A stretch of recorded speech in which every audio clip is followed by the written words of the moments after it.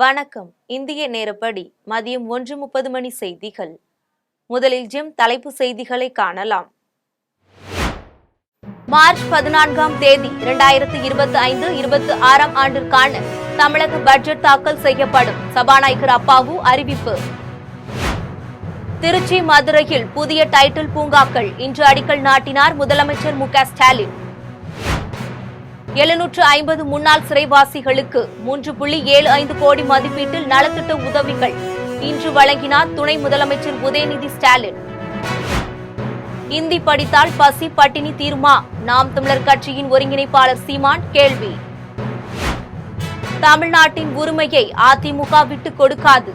அதிமுக முன்னாள் அமைச்சர் ஜெயக்குமார் பேட்டி. இஸ்ரேலில் அமலுக்கு வந்தது UNRW சட்டம். பிரதமர் பெஞ்சமின் நெதன்யாகு உத்தரவு. ஆப்கானிஸ்தானில் நிலநடுக்கம் ரிக்டர் அளவுகோலில் 4.3 பதிவு. இனி விரிவான செய்திகளை காணலாம். மார்ச் 14ஆம் தேதி 2025-26ஆம் ஆண்டிற்கான தமிழக பட்ஜெட் தாக்கல் செய்யப்படும் என சபாநாயகர் அப்பாவு தெரிவித்துள்ளார். தமிழக சட்டசபை கூட்டம் தேதி குறிப்பிடாமல் ஒத்திவைக்கப்பட்ட நிலையில் மார்ச் 14ஆம் தேதி 2025-26ஆம் நிதியாண்டிற்கான பட்ஜெட் தாக்கல் செய்யப்படும் என சபாநாயகர் அப்பாவு தெரிவித்துள்ளார். இதுகுறித்து செய்தியாளர்களை சந்தித்த அவர், மார்ச் 14ஆம் தேதி காலை 9:30 மணிக்கு நிதியமைச்சர் தங்கம் தென்னரசு 2025-26ஆம் ஆண்டிற்கான பட்ஜெட்டை தாக்கல் செய்து பேசுவார் என கூறினார். இதையடுத்து மார்ச் 15ஆம் தேதி வேளாண் துறை அமைச்சர் MRK பன்னீர்செல்வம் வேளாண் பட்ஜெட்டை தாக்கல் செய்வார் எனவும், தொடர்ந்து 17ஆம் தேதி முதல் பட்ஜெட் மீதான விவாதமும் தொடங்கும் எனவும் கூறினார். தொடர்ந்து பேசிய அவர், ஏப்ரல் மாதம் இறுதி வரை இந்த கூட்டம் தொடர் நடைபெறும் எனவும் கூறினார். திருச்சி, மதுரையில் டைட்டில் பூங்காக்கள் அமைப்பதற்காக சென்னை தலைமை செயலகத்தில் இருந்து காணொலி மூலம் முதலமைச்சர் மு.க. ஸ்டாலின் அடிக்கல் நாட்டினார். திருச்சி பஞ்சப்பூரில் 5.58 லட்சம் சதுர அடியில் 403 கோடி ரூபாயில் டைட்டில் பூங்காவும், மதுரை மாட்டுத்தாவணியில் 5.34 லட்சம் சதுர அடியில் 314 கோடி ரூபாயில் டைட்டில் பூங்காவும் கட்டப்பட உள்ளது. இதன் மூலம் 12,000 பேருக்கு வேலைவாய்ப்பு கிடைக்கும் என கூறப்படுகிறது. இந்த பூங்காக்கள் தரைத்தளம் மற்றும் 12 தளங்களுடன் அமைக்கப்பட உள்ளது. இந்நிலையில் திருச்சி, மதுரையில் டைட்டில் பூங்காக்கள் அமைப்பதற்காக சென்னை தலைமை செயலகத்தில் இருந்து காணொலி மூலம் முதலமைச்சர் மு.க. ஸ்டாலின் அடிக்கல் நாட்டினார். இதனைத் தொடர்ந்து தமிழ்நாட்டில் சிறந்த 10 கைவினை கலைஞர்களுக்கு பூம்புகார் மாநில விருதுகளை முதல்வர் வழங்கினார். மேலும் கைத்தறி தொழிலின் பங்களிப்பு, அபிவிருத்தி, படைப்புகளில் சிறந்த 10 கைவினை கலைஞர்களுக்கு விருது மற்றும் சண்டிகர் தமிழ் மன்றத்தின் கட்டட விரிவாக்க பணிக்காக 50 லட்சம் ரூபாயை முதலமைச்சர் மு.க. ஸ்டாலின் வழங்கினார். இந்தியாவிலேயே தமிழக சிறைத்துறை தான் முதலிடத்தில் உள்ளதாக துணை முதலமைச்சர் உதயநிதி பெருமிதம் தெரிவித்துள்ளார். சேப்பாக்கத்தில் விடுதலை பெற்ற 750 முன்னாள் சிறைவாசிகளுக்கு 3.75 கோடி மதிப்பிலான நலத்திட்ட உதவிகளை துணை முதலமைச்சர் உதயநிதி வழங்கினார். தமிழ்நாடு சிறை மீட்டோர் நலசங்கம் சார்பில் உதவித் தொகையை துணை முதல்வர் உதயநிதி வழங்கினார். இதனைத் தொடர்ந்து பேசிய துணை முதலமைச்சர், நாட்டிலேயே சிறை மீட்டோருக்கான நலசங்கம் தமிழ்நாட்டில்தான் உள்ளதாகவும், இந்தியாவிலேயே தமிழக சிறைத்துறைதான் முதலிடத்தில் உள்ளதாக கூறினார். நிகழ்ச்சியில் அமைச்சர்கள் சேகர் பாபு, ரகுபதி, DGP சங்கர் ஜிவால் உள்ளிட்டோர் பங்கேற்றனர். தமிழ்நாட்டில் பெண் காவலர்களுக்கே பாதுகாப்பு இல்லாத சூழல் ஏற்பட்டு உள்ளதாக அதிமுக முன்னாள் அமைச்சர் ஜெயக்குமார் கூறியுள்ளார். சென்னையில் அதிமுக முன்னாள் அமைச்சர் ஜெயக்குமார் செய்தியாளர்களை சந்தித்து பேசினார். அப்போது அண்ணா MGR சொன்னது இருமொழி கொள்கைதான் என்றும், புயல் பாதிப்பு நிதி கேட்டால் 10ல் 1 பங்கு மட்டுமே மத்திய அரசு நிதி ஒதுக்குவதாகவும், மற்ற மாநிலத்துக்கு தரப்படும் நிதி பட்டியலை மத்திய அமைச்சர் எல். முருகன் வெளியிட வேண்டும் என்றார். தொடர்ந்து பேசிய அவர், தமிழ்நாட்டின் உரிமையை அதிமுக விட்டுக் கொடுக்காது என்றும், பன்னீர்செல்வம் ஒரு கொசு பிரச்சனையை விட பேச வேண்டிய பிரச்சனைகள் பல உள்ளதாக விமர்சித்தார். மேலும் தமிழ்நாட்டில் பெண் காவலர்களுக்கே பாதுகாப்பு இல்லாத சூழல் ஏற்பட்டு உள்ளதாக அவர் கூறினார். கீழ்பெண்ணாத்தூர் முதல்நிலை பேரூராட்சியில் கலைஞர் நகர்ப்புற மேம்பாட்டு திட்டத்தின் கீழ் பல்வேறு திட்டப் பணிகளுக்கு துணை சபாநாயகர் கு. பிச்சாண்டி பூமி பூஜை செய்து அடிக்கல் நாட்டி வைத்து பணிகளை துவங்கி வைத்தார். திருவண்ணாமலை மாவட்டம் கீழ்பெண்ணாத்தூர் பேரூராட்சியில் கலைஞர் நகர்ப்புற மேம்பாட்டு திட்டத்தின் கீழ் சந்தைமேடு பகுதியில் பேருந்து நிலையம் கட்டுதல், நெருங்காப்பூண்டியில் குடிநீர் அபிவிருத்தி திட்டத்தை செயல்படுத்துதல், கீழ்பெண்ணாத்தூர் மயநாத பகுதியில் நவீன எரிவாயு தகன மேடை அமைத்தல், பேரூராட்சி குளக்கரையை சீரமைத்து நடைபாதை அமைத்தல் ஆகிய பணிகள் மேற்கொள்வதற்கான நிகழ்ச்சிகள் நடைபெற்றது. நிகழ்ச்சியில் தமிழ்நாடு சட்டப்பேரவை துணை சபாநாயகர் கு. பிச்சாண்டி பங்கேற்று பூமி பூஜை போட்டு அடிக்கல் நாட்டி வைத்து பணிகளை துவங்கி வைத்தார். அதனைத் தொடர்ந்து பேரூராட்சி பகுதியில் தூய்மை பணிகள் மேற்கொள்ளும் வகையில் 2 பேட்டரி வாகனங்களையும் கொடியசைத்து துவங்கி வைத்தார். நிகழ்ச்சியில் ஒன்றிய செயலாளர் ஆறுமுகம், நகர செயலாளர் அன்பு, பேரூராட்சி தலைவர் சரவணன், பேரூராட்சி செயல் அலுவலர் உட்பட பல்வேறு துறை அதிகாரிகள் கலந்து கொண்டனர். சிபிஎஸ்இ பள்ளிகளில் படிக்கும் மாணவர்களுக்கு 3வது மொழியை படிப்பதற்கு உரிமை உள்ள நிலையில் அரசு பள்ளிகளில் படிக்கும் மாணவர்களுக்கு அந்த வாய்ப்பை கொடுக்காமல் திமுக மறுக்கப்படுவது நவீன தீண்டாமை என்று சென்னையில் மத்திய அமைச்சர் வேல்முருகன் தெரிவித்துள்ளார். மதுரையில் இருந்து சென்னை வந்தடைந்த மத்திய அமைச்சர் வேல்முருகன் செய்தியாளர்களை சந்தித்து பேசினார். அப்போது திமுகவினர் நடத்தும் சிபிஎஸ்இ பள்ளிகளில் வேறொரு மொழியை பாடத்திட்டத்தில் கொண்டுவர மாட்டோம் அல்லது நடத்த மாட்டோம் என திமுகவினர் கூற முடியுமா என கேள்வி எழுப்பினார். மேலும் சிபிஎஸ்இ பள்ளிகளில் படிக்கும் மாணவர்களுக்கு 3வது மொழியை படிப்பதற்கு உரிமை உள்ள நிலையில் அரசு பள்ளியில் படிக்கும் மாணவர்களுக்கு அந்த வாய்ப்பை கொடுக்காமல் திமுக மறுக்கப்படுவது நவீன தீண்டாமை எனவும், இதைதான் திராவிட முன்னேற்றக் கழகம் செயல்படுத்தி கொண்டு இருக்கிறது எனவும் தெரிவித்தார். மேலும் மாணவர்கள் 3வது மொழியாக எந்த மொழி வேண்டுமானாலும் தேர்வு செய்யலாம் என்றும், தெலுங்கு, ஹிந்தி என எந்த மொழியை தேர்வு செய்யலாம் எனவும் யார் மீதும் திணிக்கப்படவில்லை எனவும் அமைச்சர் வேல்முருகன் தெரிவித்துள்ளார். முன்மொழி கொள்கையால இன்னும் நமக்கு பெனிஃபிட் தான். ஏன்னா நம்மளுடைய தமிழ் உத்தரப்பிரதேசல 3வது மொழியாக இருக்கிறதற்கு வாய்ப்பு இருக்கிறது, ராஜஸ்தான்ல 3வது மொழியாக இருக்கிறதுக்கு வாய்ப்பு இருக்கிறது. இப்படி வேற மாநிலங்களிலும் நம்மளுடைய தமிழை மாணவர்கள் 3வது மொழியாக எடுக்கிறதுக்கு வாய்ப்பு இருக்கும் பொழுது இவர்கள் இதை ஏன் மறுக்கிறார்கள்? அதாவது இதுல 3 மொழியானது தமிழ் அல்லது தமிழ் இருக்கிறது, ஆங்கிலம் இருக்கிறது, அதை அடுத்தது தெலுங்காக இருக்கலாம், அல்லது கன்னடமாக இருக்கலாம், அல்லது மலையாளமாக இருக்கலாம், அல்லது ஒரியாவாக இருக்கலாம், அல்லது ஹிந்தியாக கூட இருக்கலாம். ஆனால் யாரையுமே இங்க போய் திணிக்கிறது இல்லை. ஹிந்தி படிங்க, கண்டிப்பா படிங்க, ஹிந்தியை திணிச்சுதான் அப்படின்ட்டு இல்லை.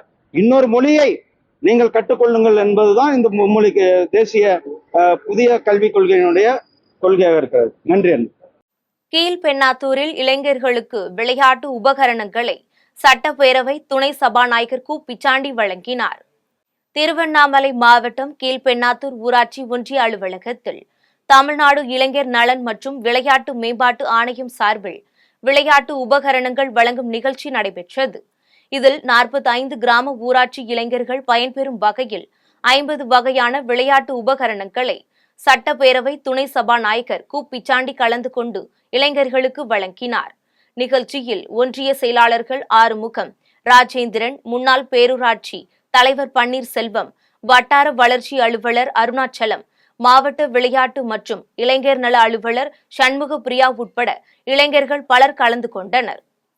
சென்னையில் நடைபெற்ற சேமிப்பு குறித்து விளக்கும் நிகழ்ச்சியில் அமைச்சர் மதிவேந்தன் கலந்து கொண்டு சிறப்புரையாற்றினார். சென்னை புளியந்தோப்பு கன்னிகாபுரம் பகுதியில் உள்ள அரசு ஆதி திராவிட நல பெண்கள் மேல்நிலைப் பள்ளியில் பள்ளி மாணவர்கள் எவ்வாறு சேமிக்க வேண்டும் என்றும், முதலீடு செய்வதால் ஏற்படும் நன்மைகள் குறித்தும் பள்ளி மாணவ மாணவிகளுக்கு விரிவாக எடுத்துரைக்கப்பட்டது. நிகழ்ச்சியில் ஆதி திராவிட நலத்துறை அமைச்சர் மதிவேந்தன், இந்து சமய அறநிலைத்துறை அமைச்சர் சேகர் பாபு, சென்னை மாநகராட்சி மேயர் பிரியா, திருவிக நகர் சட்டமன்ற உறுப்பினர் தாயகம் கவி உள்ளிட்ட ஏராளமானோர் கலந்து கொண்டனர். அப்போது நிகழ்ச்சியில் பேசிய அமைச்சர் மதிவேந்தன், சேமிப்பின் அவசியம் குறித்து மாணவர்கள் நன்கு அறிந்து அரசின் திட்டங்களை பயன்படுத்திக் கொள்ள வேண்டும் என்றும், இந்த நிகழ்ச்சியின் மூலம் வங்கிகள் சார்ந்த அடிப்படையான கருத்துக்களை மாணவர்களுக்கு வழங்கியுள்ளதாகவும் கூறினார்.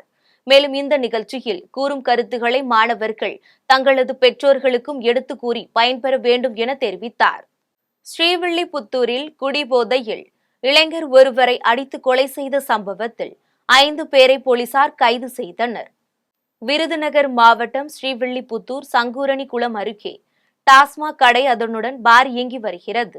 இந்த கடையில் சிவகாசி ஸ்டேட் பேங்க் காலனியை சேர்ந்த கூலி தொழிலாளியான மாயன் மற்றும் அவரது நண்பர்கள் இருவருடன் சேர்ந்து மது அருந்திவிட்டு பார் நடத்தி வரும் பரமன் என்பவரிடம் பாரின் வெளிப்புறத்தில் வைத்து வாக்குவாதத்தில் ஈடுபட்டு உள்ளனர். பரமன் மூவரில் ஒருவரை அடித்து துரத்திய நிலையில் பின்னர் 3 பேரும் அங்கிருந்து சென்று உள்ளனர். இதை குடிபோதையில் பார்த்து கொண்டு இருந்த பரமனுக்கு நன்கு தெரிந்த நண்பர்களான மான்சிங் ராஜா, அருள் அசோக், போஸ், சிவா ஆகிய 4 பேரும் மாயனை சராமாரியாக அடித்துவிட்டு சங்கூரணி குளம் அருகே போட்டுவிட்டு சென்று உள்ளனர். பின்னர் இளைஞர் ஒருவர் இறந்து கிடந்ததாக அப்பகுதி மக்கள் அளித்த தகவலின் பேரில் வந்த போலீசார் இறந்தவரின் உடலை மீட்டு உடற்கூறாய்விற்காக அனுப்பி வைத்து சிசிடிவி காட்சிகளை ஆய்வு செய்தனர். அதில் 4 பேர் மாயனை தூக்கி சென்று அடித்ததும் இறந்த பின்னர் உடலை தூக்கி வந்து சங்கூரணி குளம் அருகே போட்டுவிட்டு சென்றதாக கூறப்படுகிறது. இந்நிலையில் பார் நடத்தி வரும் பரமன் மற்றும் அவரது நண்பர்கள் 4 பேரை கைது செய்து போலீசார் தீவிர விசாரணை மேற்கொண்டு வருகின்றனர். மது போதையில் ஏற்பட்ட தகராறில் இளைஞரை அடித்துக் கொன்ற சம்பவம் ஸ்ரீவில்லிபுத்தூர் பகுதியில் பெரும் பரபரப்பை ஏற்படுத்தி உள்ளது.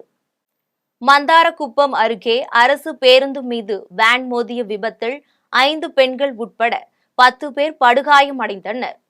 கடலூரில் இருந்து 60க்கும் மேற்பட்ட பயணிகளை ஏற்றிக்கொண்டு திருச்சியை நோக்கி அரசு பேருந்து ஒன்று நெய்வேலி மந்தராக்குப்பம் அருகே சென்று கொண்டிருந்தது. அப்போது இந்த பேருந்திற்கும் முன்னால் சென்ற அரசு பேருந்து திடீரென பிரேக் அடித்து நின்றதால் பின்னால் வந்த திருச்சி அரசு பேருந்து ஓட்டுநர் பேருந்தை நிறுத்தியுள்ளார்.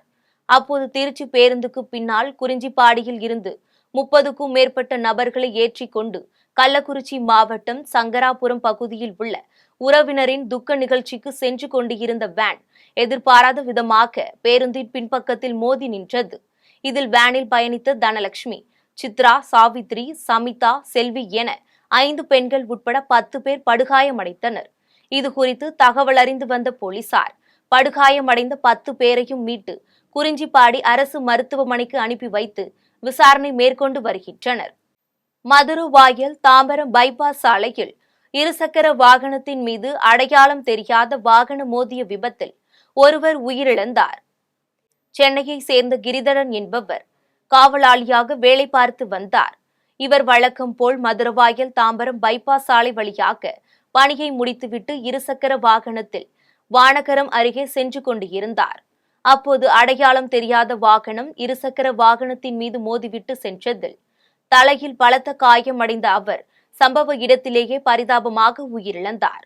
இது குறித்து தகவல் அறிந்து வந்த கோயம்பேடு போக்குவரத்து போலீசார் இறந்தவரின் உடலை மீட்டு பிரேத பரிசோதனைக்காக கீழ்ப்பாக்கம் அரசு மருத்துவமனைக்கு அனுப்பி வைத்து விசாரணை மேற்கொண்டு வருகின்றனர்.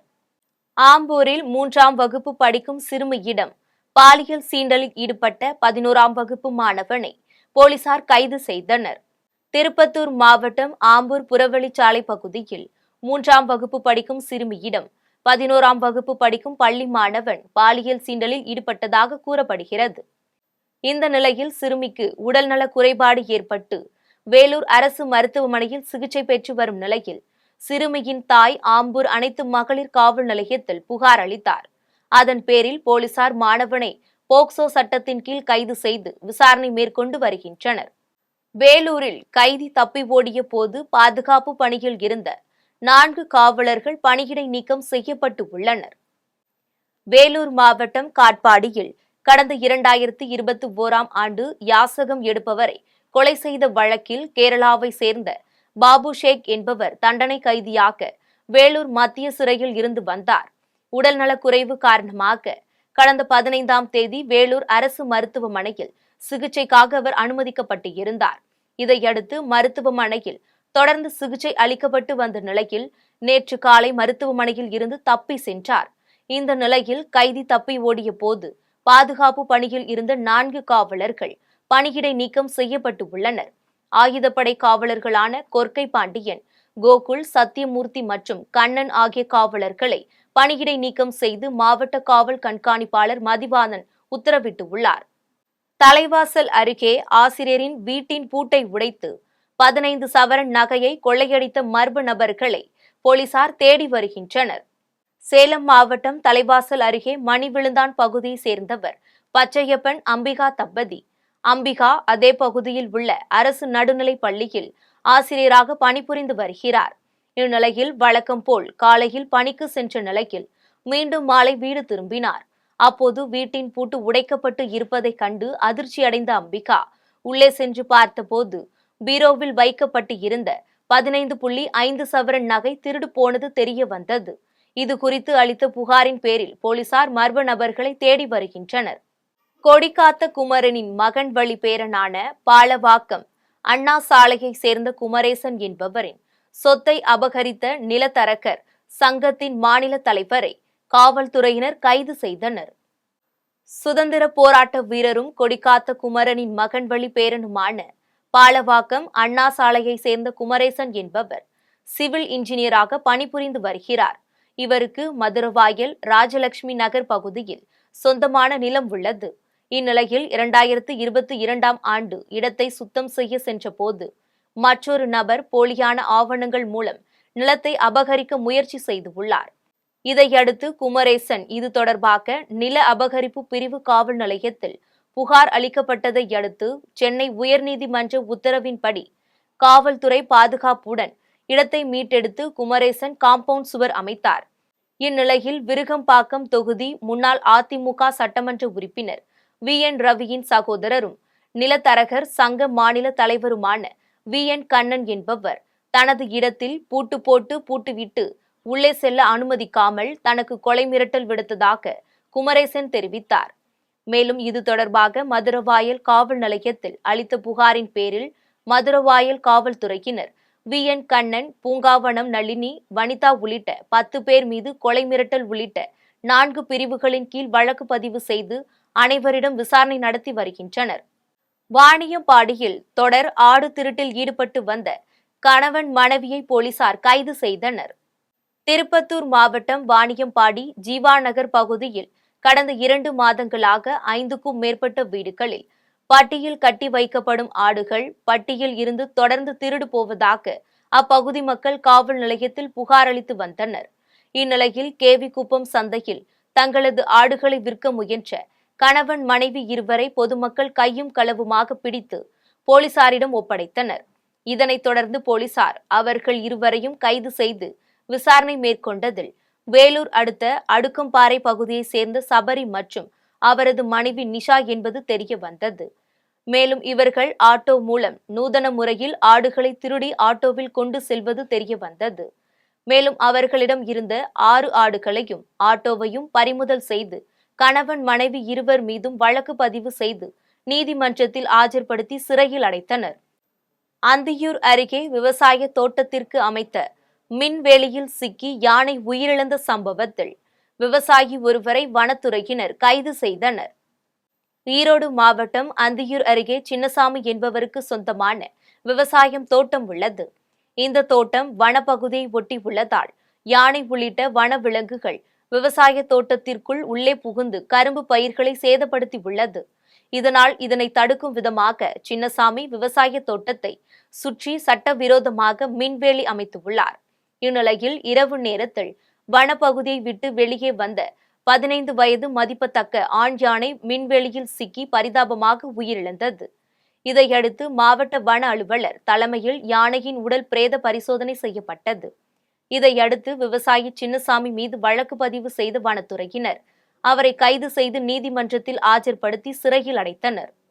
தமிழ்நாடு பார்வையற்றோர் நல அறக்கட்டளைக்கு அலுவலகம் நடத்துவதற்கு மாநகராட்சி கட்டிடம் ஒதுக்கி தர வேண்டும் என மாவட்ட ஆட்சியரிடம் தமிழ்நாடு பார்வையற்றோர் கோரிக்கை மனு அளித்தனர். தமிழ்நாடு பார்வையற்றோர் இயலாதோர் நல அறக்கட்டளைக்கு நாகர்கோவில் மாநகராட்சி அலுவலகம் கட்டிடம் ஒதுக்கி தர வேண்டும் என கன்னியாகுமரி மாவட்ட ஆட்சியரிடம் தமிழ்நாடு பார்வையற்றோர் நல அறக்கட்டளை இயக்குநர் தலைமையில் தமிழ்நாடு பார்வையற்றோர் கோரிக்கை மனு அளித்தனர். அதில் தமிழ்நாடு பார்வையற்றோர் இயலாதோர் நல அறக்கட்டளை நாகர்கோவிலை தலைமையிடமாக அமைத்து கண் பார்வையற்றோர் இயலாதோர் ஆகியோரின் வாழ்வியல் நலனுக்காக சிறப்புற செயல்பட்டு வருகிறது எனவும், எங்களது அலுவலகம் இதுவரையில் வாடகை கட்டிடத்தில்தான் செயல்பட்டு வருகிறது எனவும், 2006ஆம் ஆண்டு முதல் எங்களது அறக்கட்டளைக்கு அலுவலக கட்டிடம் ஒதுக்கித்தர வேண்டும் என பலமுறை மனு அளித்தும் வருகிறோம். எனவே தமிழ்நாடு பார்வையற்றோர் இயலாதோர் நல அறக்கட்டளைக்கு நாகர்கோவில் மாநகராட்சி நிர்வாகம் அலுவலகம் கட்டிடம் ஒதுக்கித்தர வேண்டும் எனவும் மனுவில் வலியுறுத்தியுள்ளனர். இதுவரை எந்த மத்திய அரசும் செய்யாத வகையில் தேசிய கல்விக் கொள்கையை ஏற்றால்தான் நிதியை வழங்குவோம் என மத்திய பாஜக அரசு மிரட்டுவதாக திமுக மருத்துவரணி செயலாளர் எழிலன் நாகநாதன் கூறியுள்ளார். சென்னை தேனாம்பேட்டையில் உள்ள அண்ணா அறிவாலயத்தில் திமுக மருத்துவரணி செயலாளரும் சட்டமன்ற உறுப்பினருமான எழிலன் நாகநாதன் செய்தியாளர்களை சந்தித்து பேசினார். அப்போது தொடர்ந்து தமிழ்நாட்டை வஞ்சிக்கும் அளவிற்கு மத்திய அரசு செயல்படுகிறது எனவும், தேசிய கல்விக் கொள்கையை மத்திய பிஜேபி அரசு அரசியல் உள்நோக்கத்திற்காக கொண்டு வந்துள்ளதாகவும் கூறினார். தொடர்ந்து பேசிய அவர், இதுவரை எந்த மத்திய அரசும் செய்யாத வகையில் தேசிய கல்விக் கொள்கையை ஏற்றால்தான் நிதியை வழங்குவோம் என சொல்லி மத்திய பாஜக அரசு மிரட்டுவதாக கூறினார். செய்தியாளர் சந்திப்பின் போது திமுக செய்தி தொடர்புத்துறை மாநில துணை செயலாளர் சூர்யா கிருஷ்ணமூர்த்தி உடன் இருந்தார். இதெல்லாம் எதிர்த்துதான் நம் தமிழ்நாட்டு முதல்வர் இவங்க இந்திய அரசியலமைப்பு சட்டத்தை பாதுகாக்க, இந்தியாவோட மத சார்பின்மை கொள்கையை பாதுகாக்க, இந்தியாவோட பன்முகத்தன்மையை பாதுகாக்க, தமிழ்நாட்டின் கல்வி நிலையை பாதுகாக்க, தமிழ்நாட்டின் கல்வியை நம் ஏற்பட்ட பல்வேறு சாதனைகளை பாதுகாக்க, இன்னைக்கு தமிழ்நாட்டு மக்கள் நோக்கியும் தமிழ்நாட்டு உள்ள அனைத்து கட்சிகளும் நோக்கியும் இது ஒருங்கிணைந்து தமிழ்நாட்டு குரலாக நாம் எழ வேண்டும் என்று ஜனநாயக முறையில் ஜனநாயக மரபுகளை கடைபிடித்து இன்னைக்கு தமிழ்நாட்டு முதல்வர், திராவிட மாடல் முதல்வர் நாளை 4 மணி அளவில் நம்மளோட மாநில ஆட்சியர் அலுவலகத்துக்கு முன் அனைத்து கட்சிகள் சார்பாக ஒன்றிணைவோம், உரிமைக்கு குரல் எழுப்போம் என்ற ஒரு மாபெரும் ஆர்ப்பாட்ட கூட்டத்தை நாளைக்கு செயல்படுத்துறதுக்கு குரல் எழுப்பியிருக்கார். அதன் தொடர்ச்சியாக தான் இன்னைக்கு நம்ம பத்திரிகையாளர் சந்திப்பை நம்ம இங்கே நடத்தி கொண்டிருக்கிறோம். பெரம்பூரில் உள்ள கலசாத்தம்மன் திருக்கோவிலில் நடைபெற்ற மகா கும்பாபிஷேக விழாவினை அமைச்சர் பி.கே. சேகர்பாபு கலந்து கொண்டு துவங்கி வைத்தார். சென்னை பெரம்பூர் எருக்கஞ்சேரி ராஜீவ்காந்தி நகரில் பிரசித்தி பெற்ற ஸ்ரீ கலசாத்தம்மன் திருக்கோவிலில் அமைந்துள்ளது. இக்கோவிலில் திருக்குடமுழக்கு நன்னீராட்டு பெருவிழா வெகு விமர்சையாக நடைபெற்றது. விழாவில் இந்து சமய அறநிலைத்துறை அமைச்சர் பி.கே. சேகர்பாபு கலந்து கொண்டு மகா கும்பாபிஷேக விழாவை துவங்கி வைத்தார். இதையடுத்து சிவச்சாரியார்கள் கோபூஜை, தனபூஜை, தம்பதி பூஜை, கலச அர்ச்சனை, மூலமந்திர, மகா யாகம், திரவிய ஹோமம், பூர்ணவதி, மகா தீபாராதனை காண்பிக்கப்பட்டது. தொடர்ந்து கோபுர கலசங்களை சுற்றி வந்து கோபுர விமான கலசத்திற்கு புனித நீரை ஊற்றி மகா கும்பாபிஷேக விழா நடைபெற்றது. இதில் மண்டல குழு தலைவர் நேதாஜி கணேசன், மாமன்ற உறுப்பினர் மலைசாமி, தலைமை செயற்குழு உறுப்பினர் கருணாநிதி, இந்து சமய அறநிலைத்துறை இணை ஆணையர் முல்லை, உதவி ஆணையர் சிவகுமார், செயல் அலுவலர் நித்யா கலா உள்ளிட்ட ஏராளமான பக்தர்கள் கலந்து கொண்டனர்.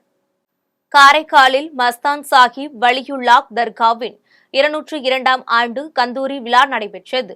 காரைக்கால் மாவட்டத்தில் உள்ள மஸ்தான் சாஹிப் வலியுல்லாஹ் தர்காவின் 202ஆம் ஆண்டு கந்தூரி விழா கடந்த மாதம் 8ஆம் தேதி கொடியேற்றத்துடன் துவங்கியது. கந்தூரி விழாவின் முக்கிய நிகழ்ச்சியான சந்தனக்கூடு ஊர்வலம் முக்கிய வீதிகள் வழியாக தர்காவை வந்தடைந்தது. இந்த சந்தனக்கூடு ஊர்வலத்தில் கண்ணாடி பல்லக்கு, சாம்பிராணி சட்டி பல்லக்கு மற்றும் பல அலங்கார ஊர்திகள் அணிவகுப்பு வந்தன. இதனைத் தொடர்ந்து மஸ்தான் சாஹிப் வலியுல்லாஹ் ரவுலா ஹாரிப்பில் சந்தன பூசும் வைபவம் சிறப்பாக நடைபெற்றது. நிகழ்ச்சியில் ஆயிரக்கணக்கான இஸ்லாமியர்கள் கலந்து கொண்டனர். மேலும் சந்தனக்கூடு விழாவையொட்டி 200க்கும் மேற்பட்ட போலீசார் பாதுகாப்பு பணியில் ஈடுபட்டனர். காயல்பட்டினம் ரயில் நிலைய நடைமேடையை உயர்த்தும் பணி பூமி பூஜையுடன் துவங்கியது. காயல்பட்டினம் ரயில் நிலையத்தில் நடைமேடை மிகவும் தாழ்வாக இருந்ததால் முதியவர்கள், குழந்தைகள் ரயிலில் ஏறுவதற்கு மிகவும் சிரமப்பட்டனர். இந்த நடைமேடை உயர்த்தவும் 24 பெட்டிகள் கொண்ட ரயில்கள் நிறுத்தும் வகையில் நடைமேடையை நீடிக்கவும் பல்வேறு அமைப்புகள் போராட்டங்கள் நடத்தப்பட்டன. அனைத்து கட்சிகள் மற்றும் பல்வேறு அமைப்புகள் இணைந்து ரயில் மறியல் போராட்டம் அறிவிக்கப்பட்ட நிலையில் ரயில் நிலைய நடைமேடையை உயர்த்தும் பணி துவங்கப்படும் என ரயில்வே அதிகாரிகள் உறுதியளித்தனர். அதன்படி காயல்பட்டினம் ரயில் நிலையத்தில் நடைமேடையை உயர்த்தும் பணிக்கான பூமி பூஜை நடைபெற்றது. விழாவில் ஐக்கிய பேரவைத் தலைவர் துரை காக்கா, முன்னாள் சட்டமன்ற உறுப்பினர் அபுபக்கர், தமிழ்நாடு காங்கிரஸ் கமிட்டி மாநில பொதுக்குழு உறுப்பினர் ஷாஜகான், நகர செயலாளர் காயல் மௌலானா, முஸ்லிம் லீக் கட்சியின் மாவட்ட செயலாளர் மன்னல் பாதுலாக் ஷா உள்ளிட்டோர் கலந்து கொண்டனர். இனி வருவது தங்கம், வெள்ளி விலை மற்றும் பங்குச்சந்தை நிலவரம்.